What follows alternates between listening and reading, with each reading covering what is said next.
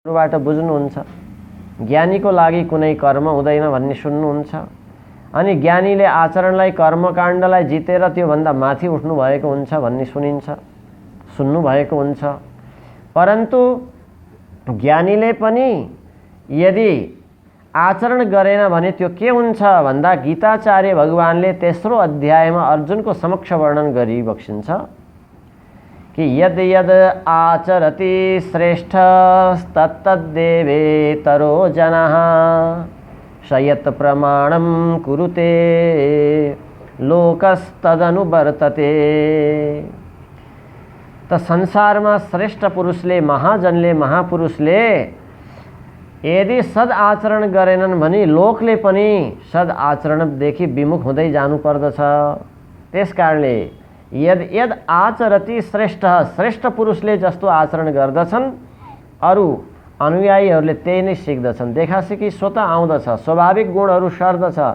त्यसकारणले ऊ स्वतः सिद्ध भगवत प्राप्त सन्त भए तापनि अथवा ज्ञानमा चुर्लुम्मै डुबेको भए तापनि उनले अरूलाई शिक्षा दिन संस्कार दिनको लागि भए पनि स्वयंले आचरण गरेर कर्म गरेर देखाउनु पर्दछ। नियमको आचरणको पालन अरूको निमित्त भए पनि गरेर देखाउनु पर्दछ। त यस प्रकारको कयौं महापुरुषहरूले हामीलाई गुरुकुलमा बस्दा पनि यो शिक्षा दिनुहुन्थ्यो र यही नै शास्त्रमा पनि वर्णन गरिएको छ। भगवानले स्वयं अर्जुनलाई यही कुरा सिकाउनु भयो। त्यसकारणले हे अर्जुन, त आचार्य पनि कसलाई भनिन्छ त भन्दा स्वयं आचरते यस्मात् तम आचार्यम प्रचक्षते। जसले स्वयंले आचरण गर्दछ त्यसलाई आचार्य भनिन्छ।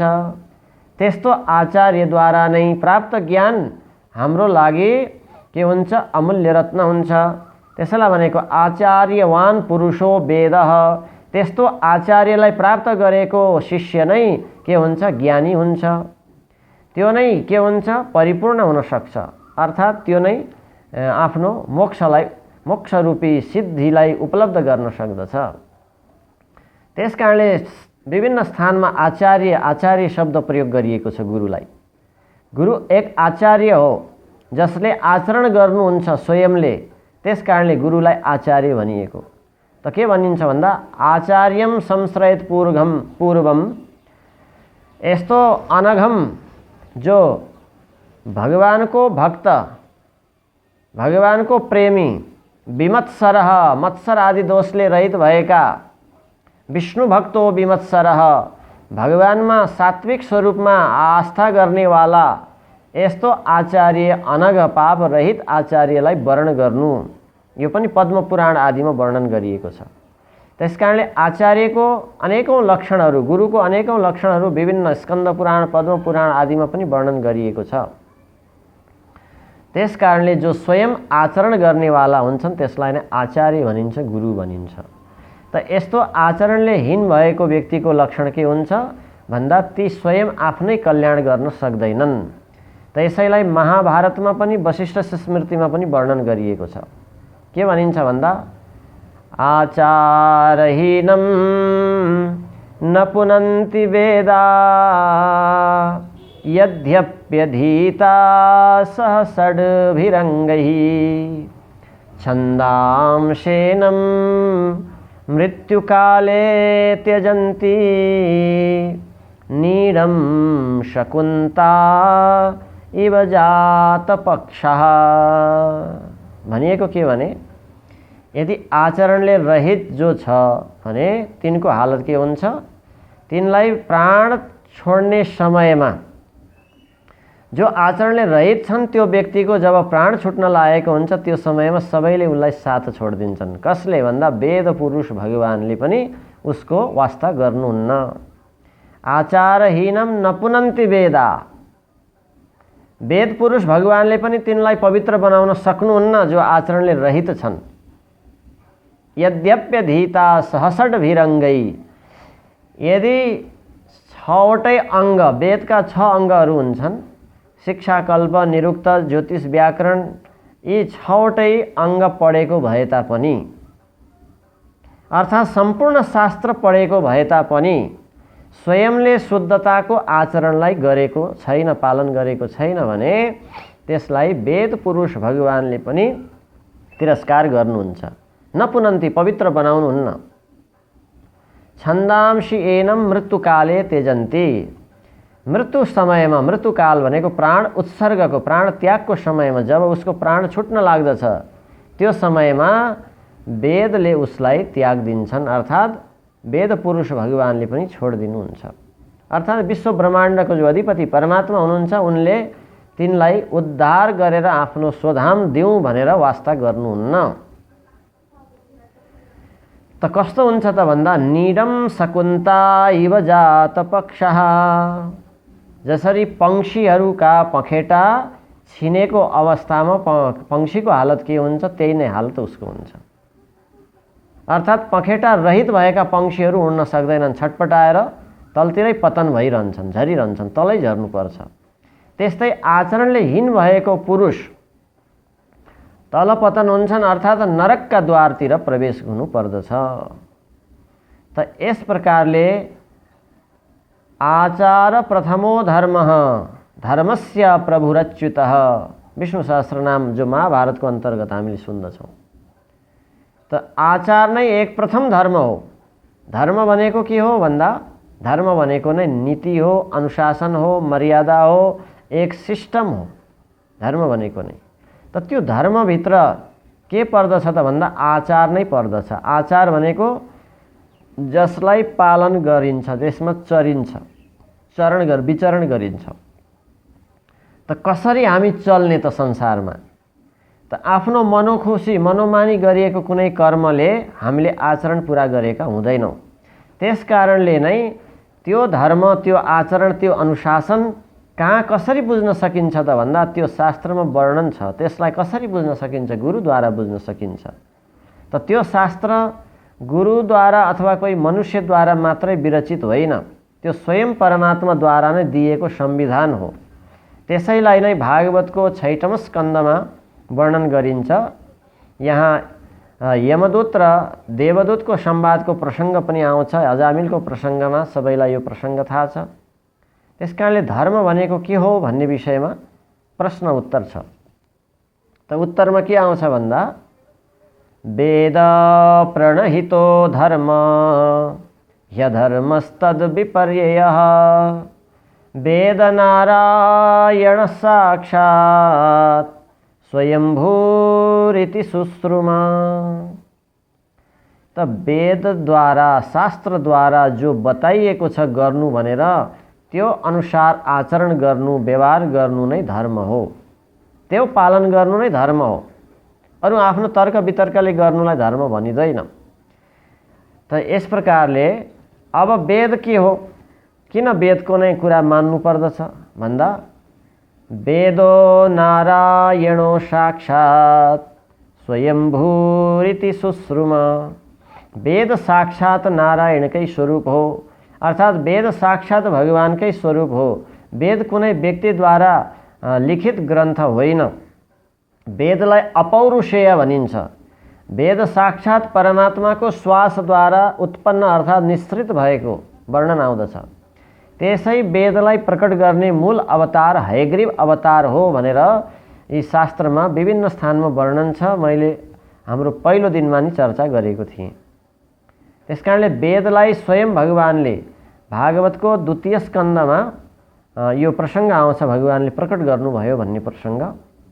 अगाडि पनि बताएँ, ब्रह्माजीले नै वर्णन गर्नुभएको छ। 24 अवतारको वर्णन श्रीमद् भागवतको 2 स्कन्धको 7औं अध्यायको 11औं श्लोकमा यो वर्णन छ।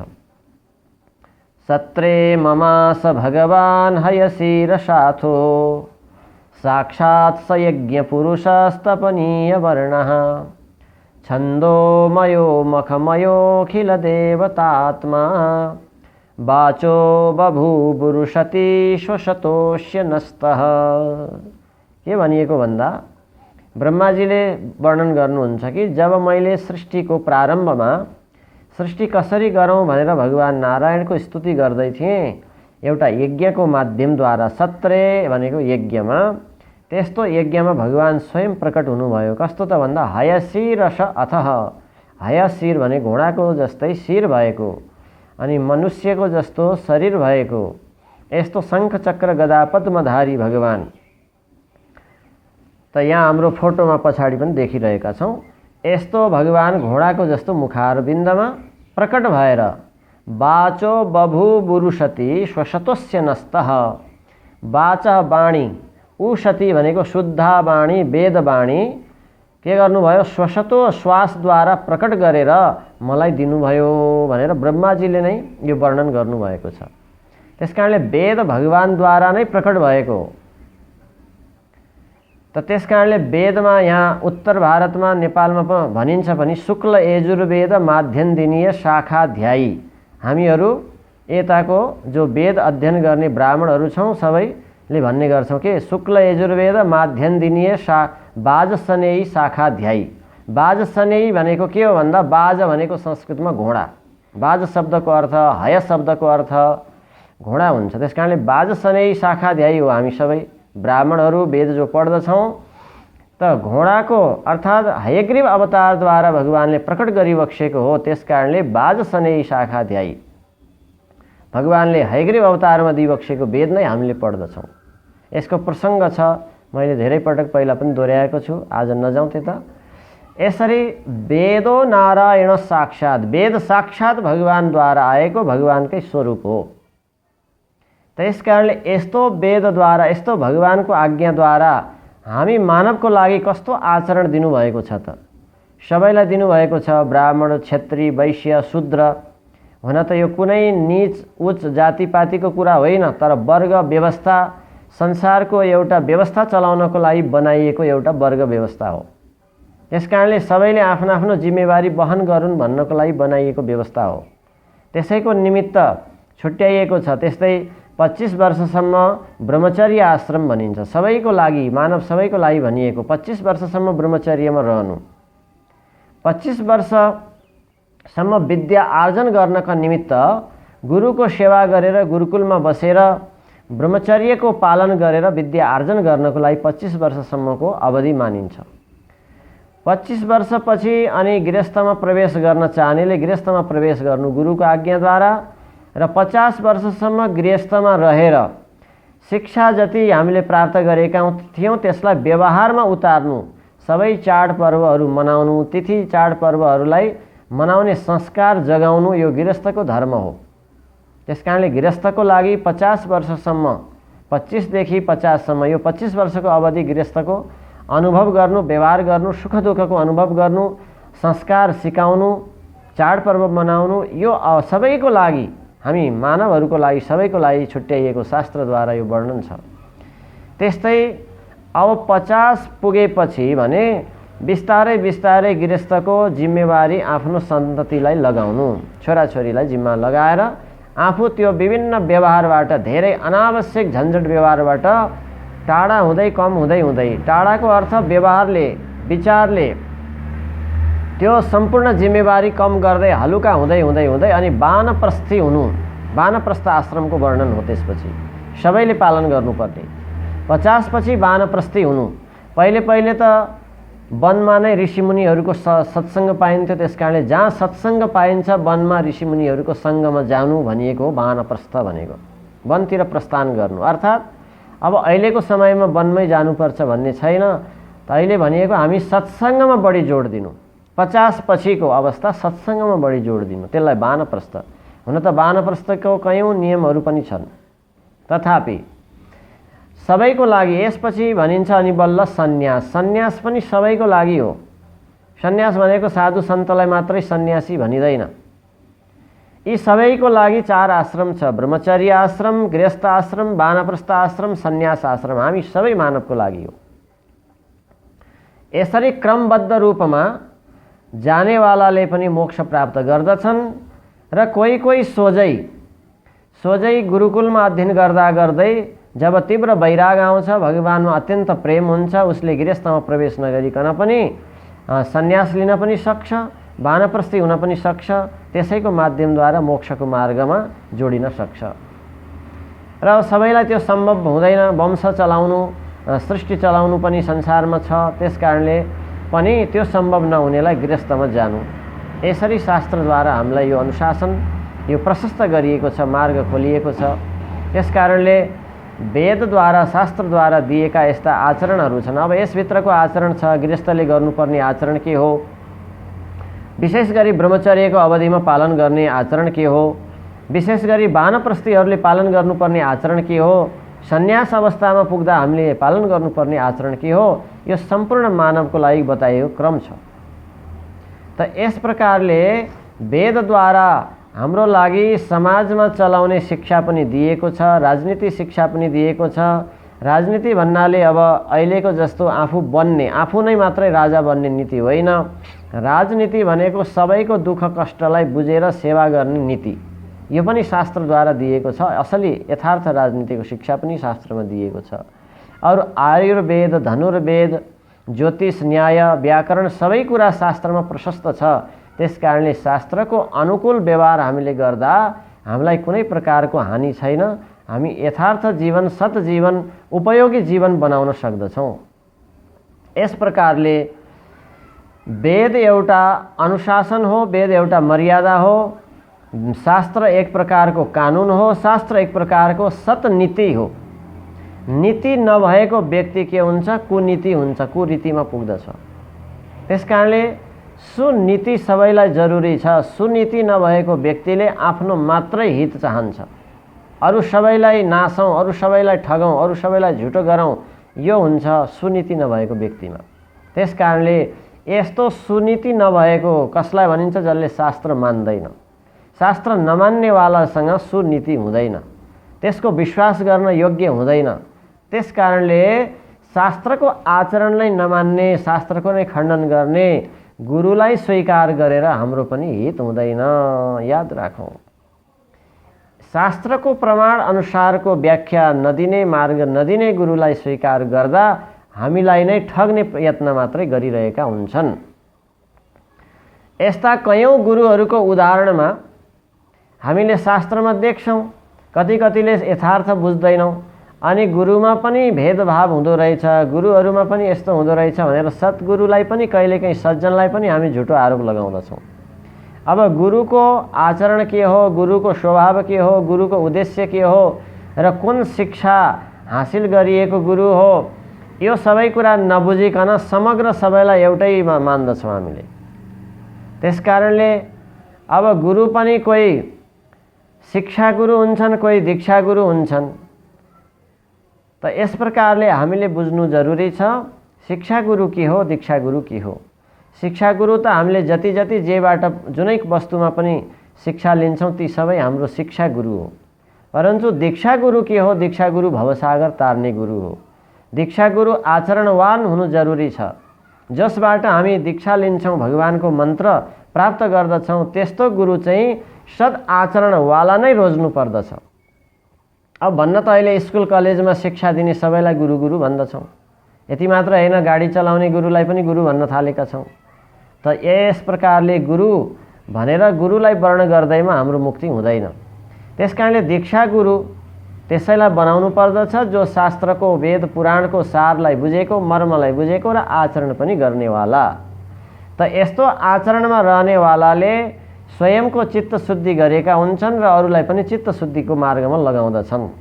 त्यस कारणले जो शास्त्र प्रमाणलाई स्वीकार गर्दैनन् उनको वर्ण गर्नाले हाम्रो आफ्नै कुगति हुन्छ, भलो हुँदैन। त यस प्रकारले भन्दै थिएँ कि कस्तो परिस्थितिमा गुरु पनि परिवर्तन गर्न सक्दछौँ भनेर। हिजो अस्ति धेरै चर्चा गरिसकियो गुरुको विषयमा, गुरुमा गरिने श्रद्धाको विषयमा। त श्रद्धा गर्दा गर्दै पनि त यदि यस्तो सद आचरण, सद ज्ञान, हिजो पनि वर्णन गरियो, मन्त्र मात्रै दिने होइन, मन्त्रको अर्थ पनि जसले बुझाउन सक्दछ, मन्त्रको अर्थ पनि जसले दिन्छ, त्यस्तो गुरुलाई हामीले परिवर्तन गर्न मिल्दैन। अन्यथा मन्त्र त सुन्यौँ तर मन्त्रको अर्थ सोध्यौँ भने थाहा छैन, अनि स्वयं आचरण के हो त्यो पालन गरेको देखिँदैन भने यस प्रकारले ज्ञानहीनो गुरुस्त्याज्यो मिथ्यावादी विडम्बकः, शिवपुराणमा वर्णन छ। ज्ञानले हीन भएको, मिथ्या व्यवहार गर्नेवालालाई चाहिँ परिवर्तन गरेर सद्गुरुको आश्रयमा जान सकिन्छ।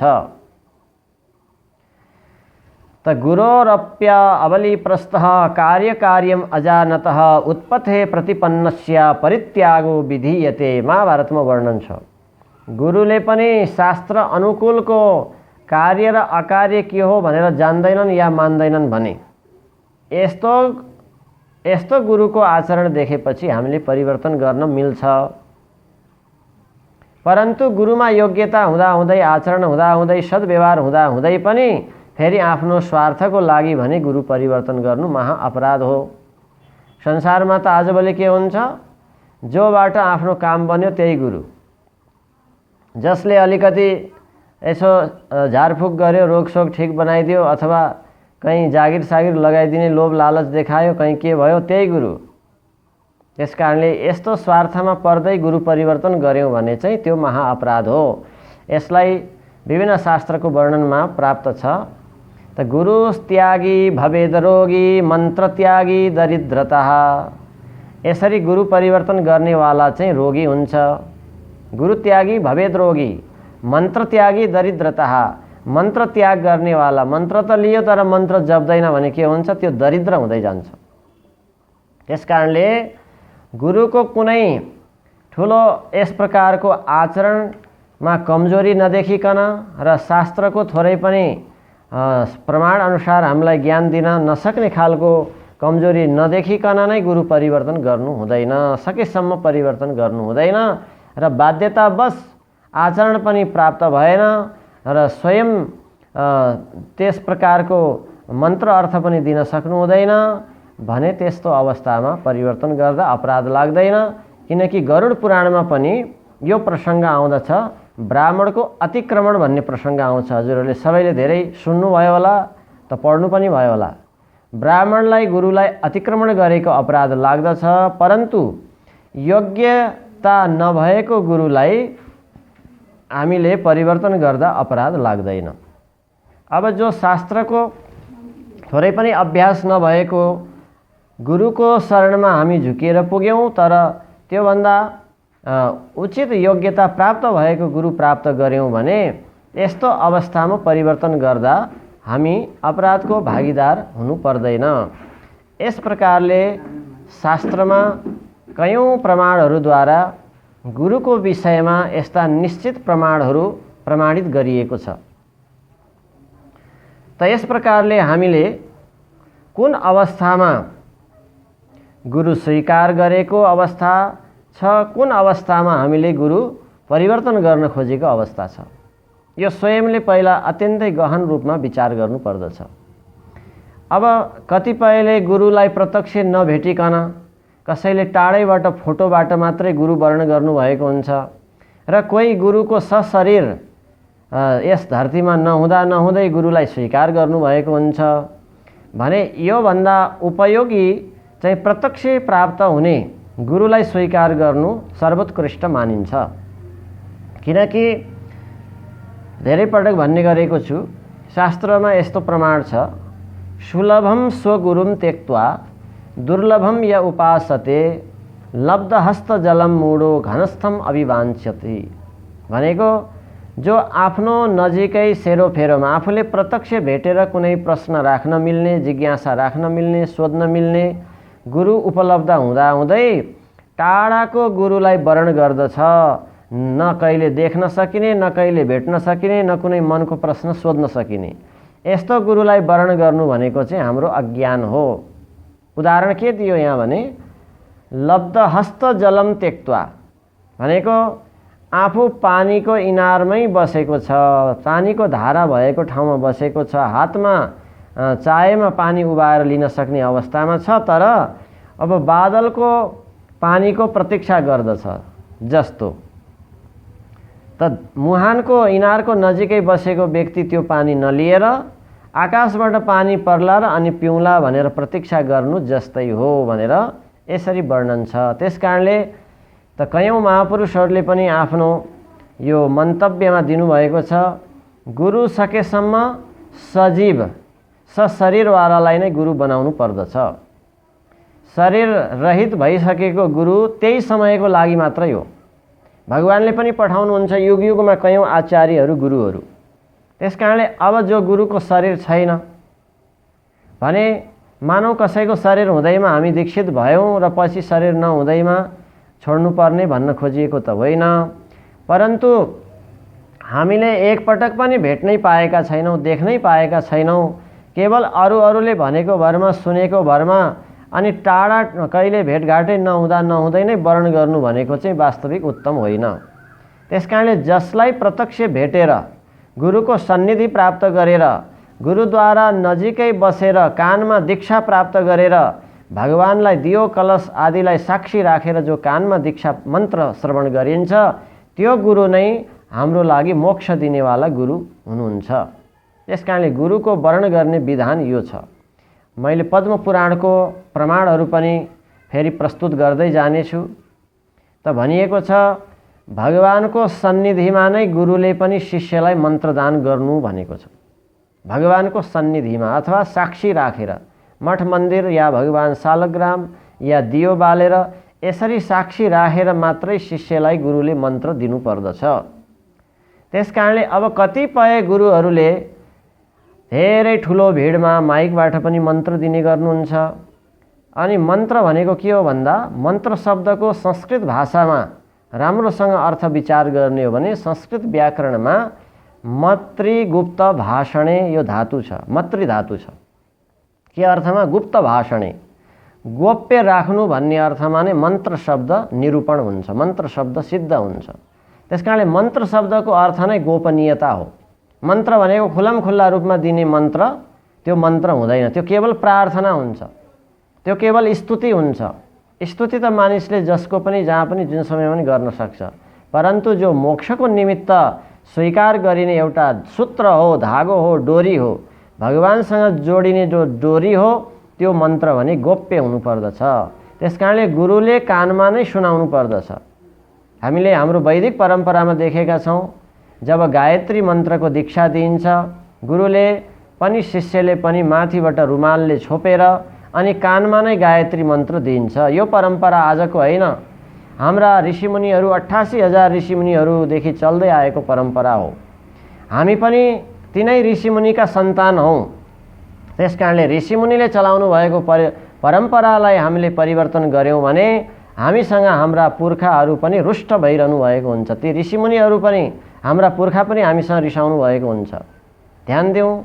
त्यसकारणले 88,000 ऋषिहरू मध्येमा नै हाम्रो एउटा गोत्र बनेको छ।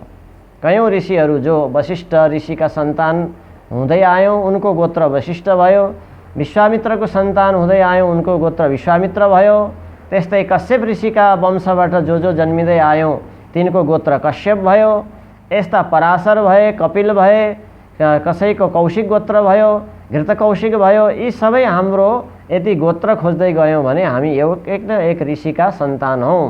त्यसकारणले हाम्रो गोत्र नै ऋषिको नाममा बनेको हुन्छ। त आजको समय छ हाम्रो बालबच्चालाई गोत्र के हो त्यो पनि धेरै थाहा हुँदैन, प्रवर कति हो त्यो पनि थाहा हुँदैन। त्यसकारणले हामी हाम्रो परम्पराबाट वैदिक सनातन धर्मबाट अलिकति पर भइरहेका छौँ।